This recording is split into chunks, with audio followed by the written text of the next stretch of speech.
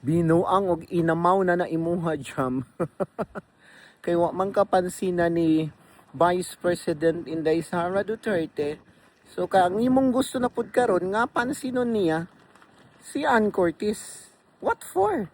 Unsa nga rason para pansinon ni Bifi Inday Sara Duterte, Vice President of the Republic of the Philippines, pansinon niya ang usa ka artista nga si Ann Curtis. Aside from that, si Ann Curtis is noted nga pinklawan. Gipagtanggol naman gani siya sa mga pinklawan o gila naman ganing givash og taman ang congressman. Dili manggod na uneducated si Inday Sara. She is a lawyer, kabalo siya, asa siya mo lugar jam. Di siya pariha ni mo nga tira pataka raka. Kasi kinsa na lang mao nang napuro na lang kakaaway. Busa gani dyan, no? Pagpuyo, ayaw buti si Inday Sara. Kay si Inday Sara, dunay dignidad. Di sama ni mo nga, why dignidad, baratuhon. Pweh!